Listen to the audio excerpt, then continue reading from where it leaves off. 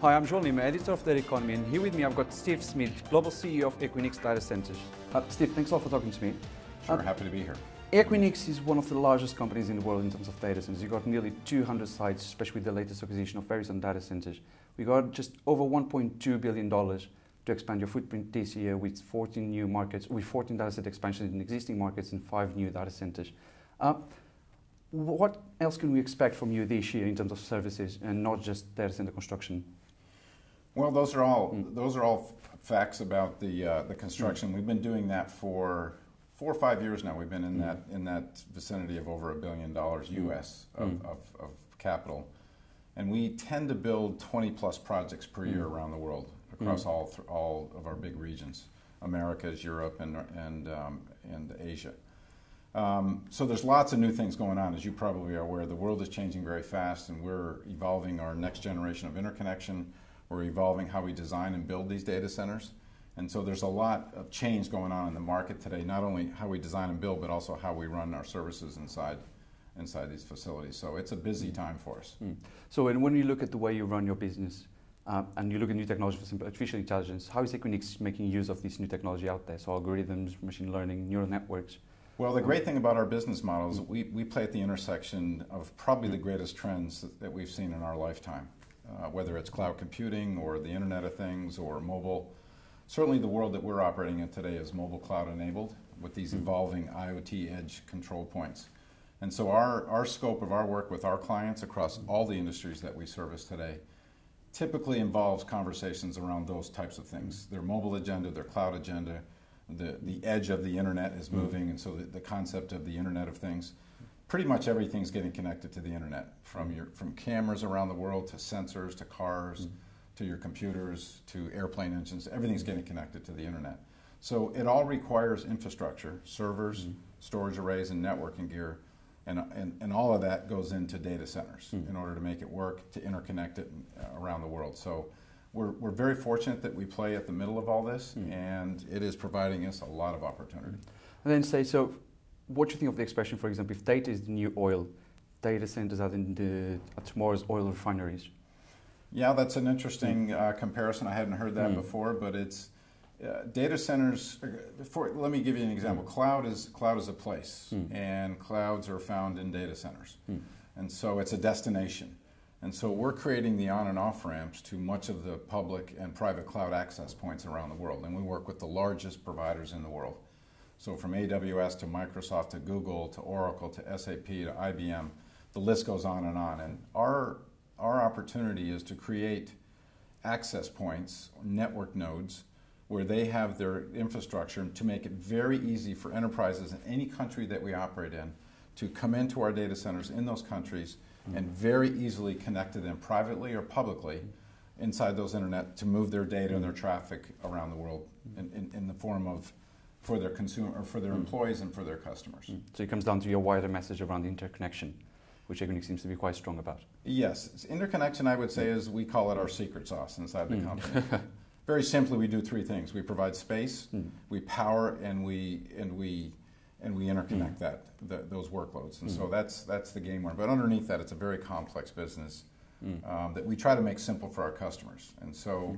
One of the things that's happening for sure in the world is that all these consumer companies that are making it very easy to consume, that is translating into the business world where we have to make it very easy for customers to consume us. And today we have 179 data centers in 44 markets in 22 countries. So our big task is to make those use cases or make the experience for our customers, especially our customers that are with us in all regions, consistent and standard, and we work very hard at that. So all those trends that you mentioned about IoT, cloud, and everything else, they're just global trends as well, but you have to build your business regionally. How would you differentiate when you have to look into the different markets, so say North America, South America, Europe, Asia, not so much into Africa right now, but how would you differentiate these markets? Oh, that's a good question, João. Part of the advantage that Equinix has is we are a global platform, so we provide a consistent experience for the majority of our customers. Actually, 58% of our revenue today is with us in all 3 regions of the world: Asia, Europe, and in the Americas. So a very high percentage of our customers' revenue is with us in multiple parts of the world, because many companies, their people, their customers, their data, their information, their cloud are deployed globally. So the world is moving from a centralized computing model that has been in place for years to a very decentralized and distributed model. And because we're in so many of the biggest markets in the world, we look very attractive as a partner to accommodate their requirements. Okay. And in terms of data centers, so if we look into the three different types of data centers that we have today, so the mothership data center, the main data center, hyperscale data center, you have the regional and you have the localized one. Are we going to see Equinix deploying different sized data centers? Are we going to carry on with more or less the same size of facilities? Well, our facilities do vary today by country and by region, and so I think you'll see us to continue to diversify. Okay. Our design structure is generally the same, so the look and feel of an Equinix data center around the world is generally the same. But you have to remember, we've done 17 acquisitions in our 18-year history, and so we've acquired a lot of capacity in a lot of companies, and we try to, we call it Equinize. We try to spend money to make them look consistent, but many of these facilities are a little different because of the acquisitions we've done. The process, the people, the systems underneath it, we try to drive to absolute consistency for customers. Okay. And then you mentioned acquisition. So Equinix is a really big player in this space. We have, for example, one of your biggest competitors, Digital Realty, just announcing a $7.6 billion acquisition of DuPont Fabros, which is a massive investment in the North American market. How do you ensure that Equinix stays ahead of competition in this sort of scenario? Because, for example, this acquisition, no one was expecting it. Well, I think the industry probably was surprised, but it's not a big surprise to us in terms of they're both big wholesale providers, and so it's a common combination that we would expect to see at some point. Okay. So today in the data center world, the simplest way to think about it is we refer to ourselves as a retail network neutral data center provider, and there are big wholesale data center providers. We actually lease space from some of the wholesale providers like Digital. So we lease about a dozen data centers from Digital Realty, and we turn them into retail data centers. And the simplest way for the viewers to think about that is wholesale data centers will put a handful of customers in. We will put hundreds of customers in ours. More front office, mission critical activity in the retail, and more back office, bigger deployments in the wholesale.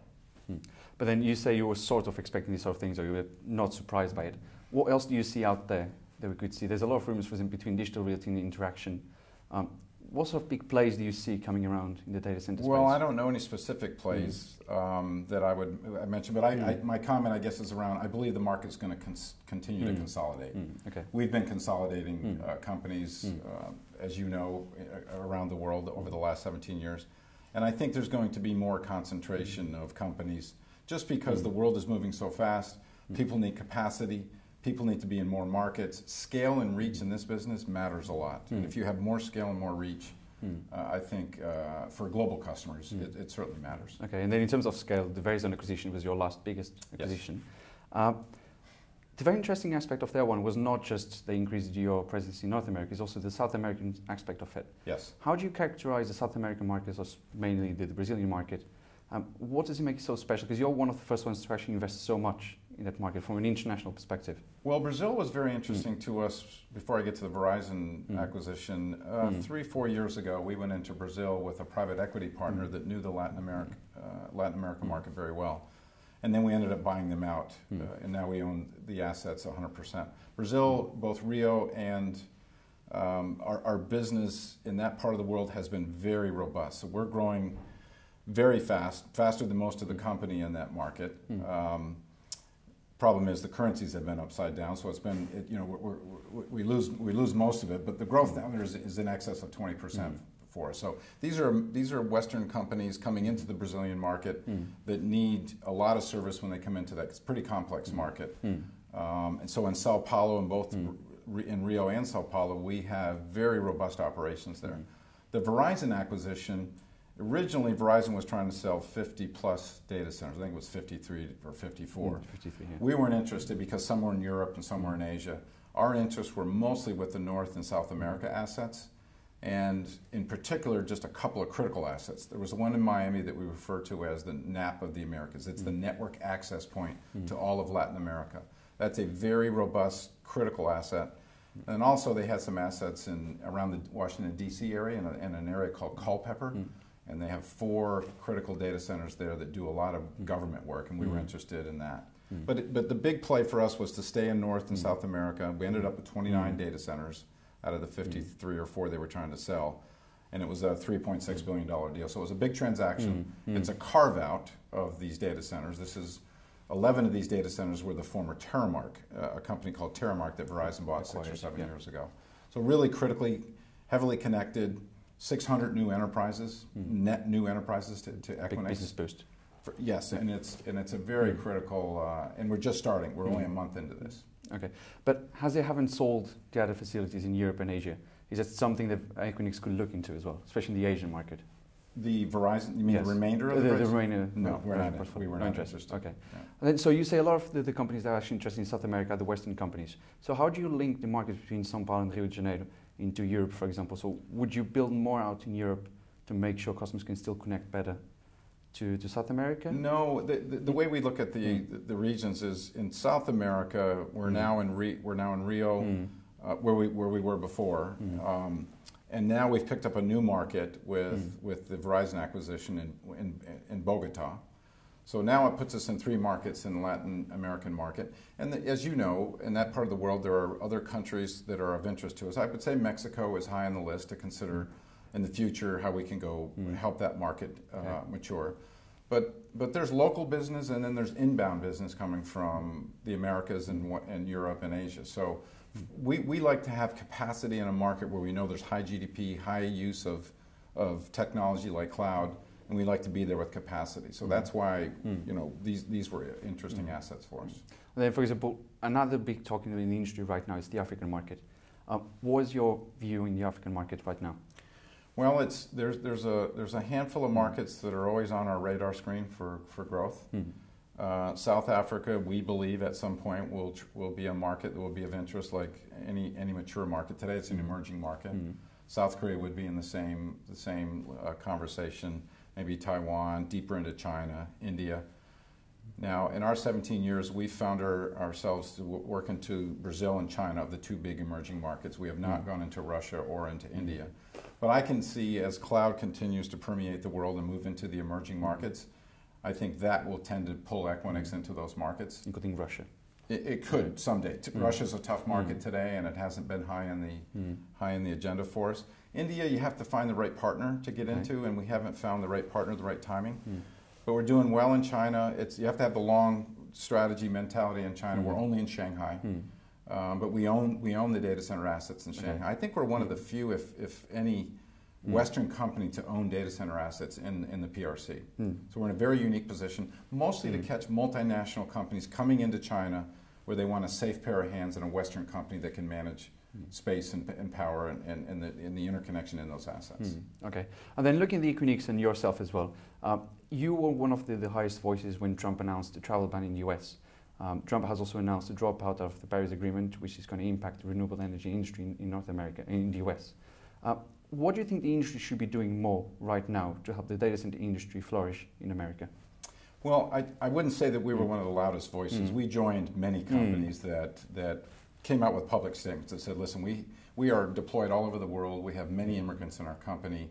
We are a big proponent of diversity in our company, and we hire people from all over the world. So we weren't louder than anybody else. We just joined in the positioning of saying we are very interested in taking care of our employees and our customers that are from a diversity standpoint. I meant the loudest in the data center industry, sorry. Maybe in the data center industry, but again, we just joined in with the conversation that was going on, just to take a stance in terms of that's very important to us to protect the access to these diverse employees that we have all over the world.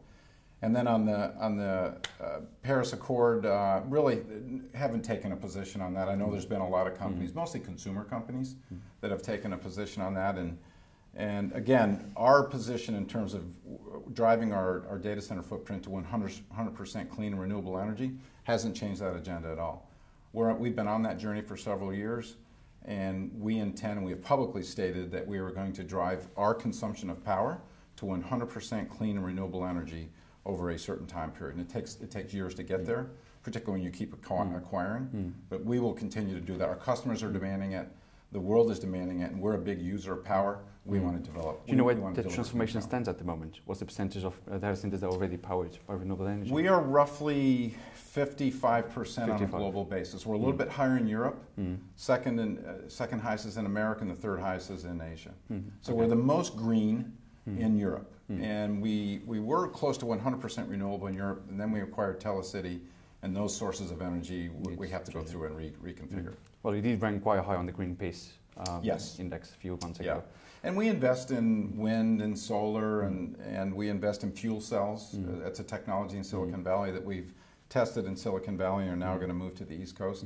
So we explore many of the alternative power sources because we're such a big user of power on a global basis. So it's very high on the agenda for us. Okay. And then 10 years of CEO, you've been here for 10 years now. That's quite a long time in this industry. What can we expect over the next 10 years? What has Equinix not done so far that you really want to get done in the next 10 years? That's a big question. So 10 years, we have been very lucky and fortunate to have a great business model, a great culture, great people in the company, and we've served our customers very, very well. So it's been a great run, as you can see with the results and with the shareholders' response to it. So the market has voted that they like this model. Our customers like it. I think one of the things that I think about in the next 10 years is the market is moving so fast now that getting simpler, getting faster, scaling our people in our organization is high on the agenda for me. And I think that the consumer-oriented companies like Amazon have trained the businesses around the world that you have to have an easy button to do business. So one of the biggest investments we'll probably make over the next decade is to make ourselves more consumable on a global basis, make that experience much easier. So we're investing in the next wave of our customer experience. We're investing in new technologies to make sure that we can design and build these things with the next generation in mind. We're trying to figure out how to enable software to develop the next generation of interconnection. So there's a lot of investments we're making, but it all starts with the customer. And so we are very focused on understanding and have deep points of view about our customers. And that's where you learn. And that's where and the companies that do well keep innovating on behalf of their customers. Companies that start to get in trouble, they get disrupted by technologies. Technology generally is our friend because technologies, we see every flavor of technology in these data centers that exists in the world. And it's because we don't own that. We don't own that server infrastructure and those storage arrays and those networking gear. We enable it, right? We design, build, and run these data centers. It's our customers that put their equipment in there, and we interconnect it, and we power it, and we space it. And so it's a great business model. So I think, as far as I can see, our business model is going to be at the center of all these great trends that we've been talking about. Okay, Steve, thanks a lot for talking to me. Don't forget you can follow Data Economy on Twitter, Facebook, and LinkedIn, and also visit the website on www.data-economy.com.